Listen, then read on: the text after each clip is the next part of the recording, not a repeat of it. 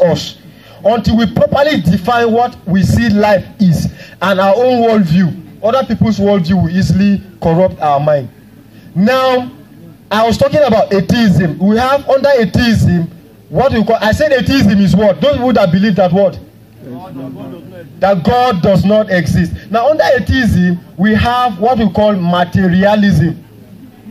Now, these people who believe in materialism, of course, they do not believe in God. They believe that life, anything that is material, this thing now is material. I can touch it, isn't it? I can feel it.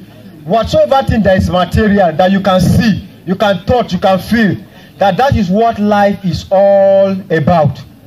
That nothing exists beyond that again. And that is their own worldview. And they are very free with it. So they believe that at all costs, I must make money.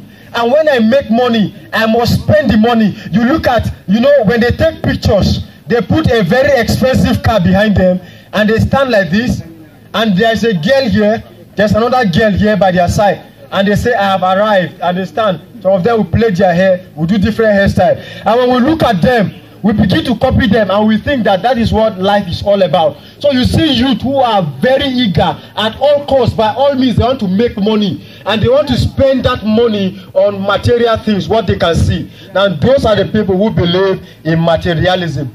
Now, the next set of people are those who believe in naturalism. They say anything that is natural, that is what life is all about. To them, that is what they believe in. And nothing else outside it exists to them, as far as they are concerned.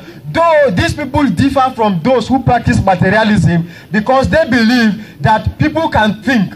They believe that there are thoughts that go on in your mind, and that also is part of life. That somebody can go to bed, sleep, and dream, and that also is part of life. So to them, life doesn't go beyond that. That is their own worldview. So whatsoever thing they say, whatsoever thing they do, is centered all around those things. Things that are natural, things that they can think. So these people believe that they can sit down, imagine, compose music, and bring it out. But they do not believe in anything beyond that. Amen. Are we together? Now the third thing, the third is modernism.